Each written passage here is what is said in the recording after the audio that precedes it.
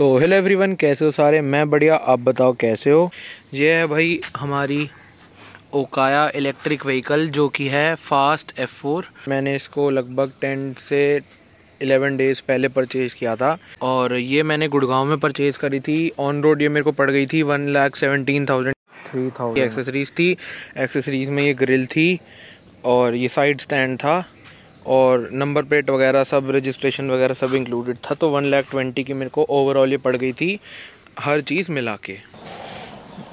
Metre भैया में इसमें ऐसा कुछ प्रोवाइड हो जाता है जो कि पूरा डिजिटल है और डिजिटल यहाँ पे स्पीड लिखी आती है। यहाँ पे भाई गियर लिखे आते हैं, यहाँ पे जो बची हुई रेंज होती है वो लिखी आती है। अभी थर्ड गियर में 112 की इसमें रेंज है। अब इसको जैसे मैं फर्स्ट गियर पे शिफ्ट कर देता हूँ तो इसकी रेंज बढ़ के 126 किलोमीटर हो गई। और ये इसमें वोल्टेज लिखी आती है और ये इसके किलोमीटर्स रनिंग है, कितनी चल गई है। तो ये चल गई भाई 1130 किलोमीटर्स। और इसकी बैटरी, ये बैटरी परसेंटेज है बार्स में, तो ऐसा कुछ इसका जो मीटर है वो है। बात करें भाई अगर इसकी ब्रेक्स की, तो मैं जब अरावली गया था सेकंड डे परचेज़ करने के, तो भाई वहाँ पे मेरी गलती की वजह से ये गिर गई थी इस साइड की तरफ और जो इसका ब्रेक लीवर है ये टूट गया था। इसका जो स्टैंडर्ड ब्रेक लीवर जो कंपनी देती है वो ये है।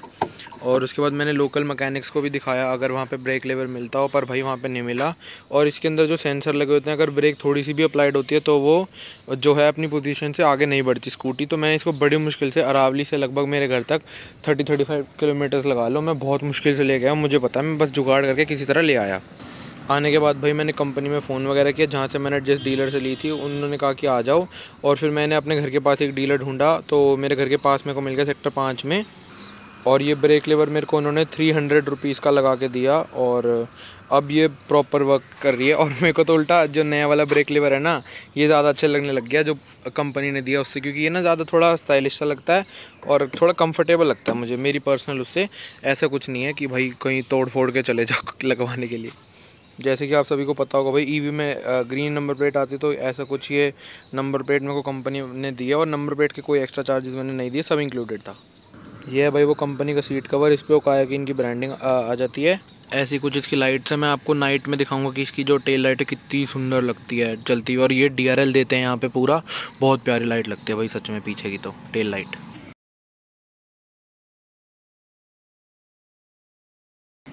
यहाँ पे आ जाता है भाई एक बल्ब, जो नंबर प्लेट बहुत अच्छी दिखती है। और यहाँ पे एक रिफ्लेक्टर दे देती है कंपनी।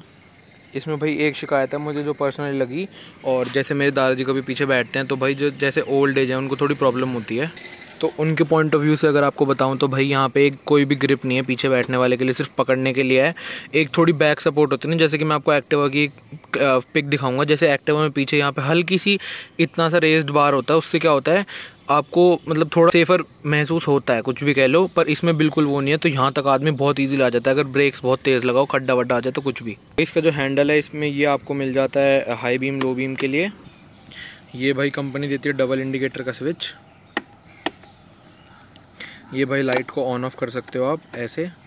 और इसी के साथ भाई इसमें आता है डबल हॉर्न, मतलब डबल हॉर्न नहीं, डबल हॉर्न के स्विच आते हैं, सॉरी डबल हॉर्न नहीं, डबल हॉर्न स्विचेस। एक ही हॉर्न है पर वो ऐसे दोनों साइड से बजा सकते हो। ये भाई गियर चेंज करने के लिए, जो उसमें गियर मैंने आपको दिखाया था वो यहाँ से चेंज होते हैं। और ये है रिवर्स के लिए, इसमें रिवर्स भी होता है। और पहले रिवर्स को हल्का सा होल्ड करो, जब मीटर में R लिखा आ जाए गियर से, फिर उसके बाद रेस दो तो ये रिवर्स चलेगी। भाई मेरे को शुरू में एक इशू बहुत ज़्यादा आ रहा था, बूट कैसे खुलता है। मैं इसको अंदर होल्ड करके दबा रहा था जिससे कि लॉक हो जाती है। बूट के लिए होल्ड करना नहीं है, सिर्फ लेफ्ट को पुश करना है, तो ऐसे कि बूट खुल जाता है इसका।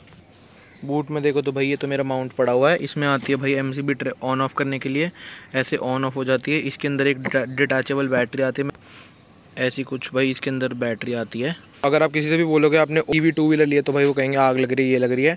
भाई उनके अंदर लिथियम आयन बैटरी आती है जो कि भाई फट सकती है, ठीक है। वो हीट रेजिस्टेंट इतनी नहीं होती। इसमें आती है lithium phosphate battery.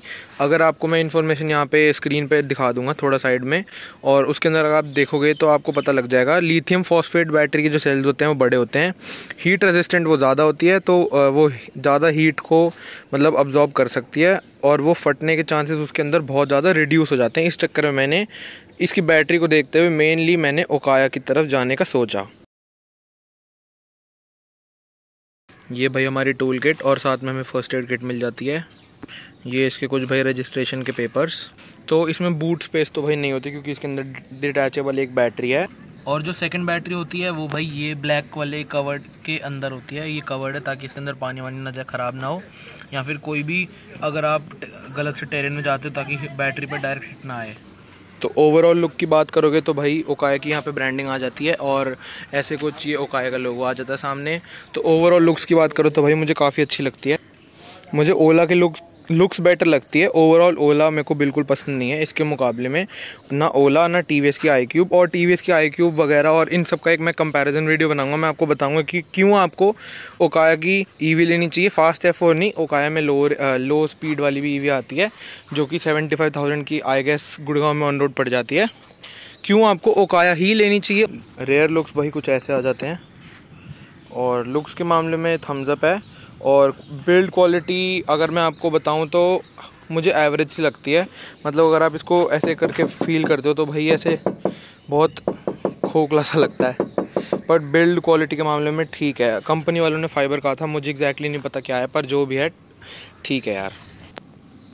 Charging socket की बात करूँ तो भाई ऐसे कुछ इसका चार्जिंग सॉकेट खुलता है भाई, बहुत पहले मैं यहाँ से खोलता था भाई, उंगली दर्द हो जाती थी। ऐसे कुछ इसके यहाँ पे चार्जिंग पोर्ट दिया हुआ है, यहाँ पे आप लगा के अपना चार्जर इसको चार्ज कर सकते हो। यहाँ पे दी हुई है भाई इसकी कुछ इंस्ट्रक्शंस की फ्रंट टायर में कितनी PSI हवा होनी चाहिए, रेयर टायर में कितनी होनी चाहिए, पिलियन या फिर सोलो, मतलब सब कुछ दिया हुआ है। काफ़ी अच्छी इन्फॉर्मेशन दे रखी है, ये सब होना चाहिए भाई। इसमें लिखी है इसकी मैक्स लोडिंग कैपेसिटी 150 kg, हमने भाई 250 kg के साथ कर रखी है, वो भी सिर्फ पैसेंजर वेट 250 kg, ऐसा कुछ नहीं। लगेज हुक इसमें दे रखा भाई 1.5 kg उठा सकता है। मैंने 3 kg इसका सामान लोड कर लिया था, इसका जो ये हुक दिया हुआ है, और ये आराम से उठा के ले आया था, वो भी मैं दिल्ली से गुड़गांव तक आ गया था। ऐसे था, ये बंद नहीं होता उसके साथ, पर भाई ठीक है, मतलब इसमें से सामान निकला भी नहीं और ये ऐसे कुछ अटक जाता है। और मैं आराम से घर तक आ गया, गिरने का मुझे डर शुरू में लग रहा था, फिर उसके बाद मेरे को पता लग गया था कि भाई नहीं गिरेगा ये। यहाँ पे कुछ आता है भाई इसमें चार्जिंग सॉकेट ये भाई बिल्कुल भी कामयाब नहीं है, अगर मैं इसको कहूँगा ये ज़ीरो की तरह है बिल्कुल। मतलब अगर इसमें आप चार्जिंग पे लगाओगे तो दिल्ली से अगर गुड़गांव आप 30-40 किलोमीटर आओगे तो शायद ये 3-4% चार्ज करेगा पूरे रास्ते में, जो कि भाई बिल्कुल भी ज़ीरो, मतलब जिसे ज़ीरो ही मानूंगा मैं। इससे अच्छा आप पावर बैंक लगाओगे तो भाई फुल चार्ज कर देगा वो, कोई ढंग का पावर बैंक हो तो। ओवरऑल पैकेज की बात करूं तो भाई 1,17,000 ऑन रोड गुड़गांव में मुझे भाई बहुत अच्छा, मतलब ऐसा लगे कि मुझे बहुत अच्छी डील मिल गई। मैंने 1,100 कितना एग्जैक्ट 17 था ना, आई गेस मैं भूल गया, सॉरी 17 ने भाई 1,130 किलोमीटर चलाई और भाई मेरे को बहुत मज़ा आया इसमें। मैंने इसको हाईवे पे चलाया काफ़ी, लगभग 500 किलोमीटर्स हाईवे पे रनिंग करी, हिल्स पे क्लाइंब भी करी मैंने। कुछ लोग भाई कह रहे थे ये हिल्स पे कैसे चढ़ गई, इसकी जो ग्राउंड क्लियरेंस है ना भाई, पता नहीं क्या नीचे फंसा हुआ है, तो कितना गंदा सा लग रहा है ये। तो भाई मैंने इसको हिल्स पे चढ़ा दिया था, इसकी जो ग्राउंड क्लियरेंस है वो काफ़ी अच्छी है। इस पे जब आप बैठते हो तो आपको ऊंचा ऊंचा फील होता है क्योंकि इसकी जो बैटरी नीचे है। अगर भाई आप कोई भी ईवी 2 व्हीलर प्लान कर रहे हो और आपका बजट 1,30,000 का है, तो भाई मैं आपको, अगर आप मेरी सजेशन मानो तो आंख बंद करके ये ले लो भाई। 150 किलोमीटर इसकी रनिंग हो जाती है फुल चार्ज में, 11 पैसे पर किलोमीटर की इसकी रनिंग कॉस्ट आ जाती है। तो फुल एंड फाइनल अगर मैं आपको अपना रिव्यू देना चाहूँ तो मेरी तरफ से भाई थम्स अप है, मतलब बहुत अच्छी एक डील है ये। 120, 130, 135 तक भी अगर आप देखो तो भाई बहुत सही है। और ओला वाली में अगर आप लुक्स के लिए जाओगे तो ठीक है भाई, अगर किसी को लुक्स की प्रेफरेंस है, थोड़ा बहुत जाना है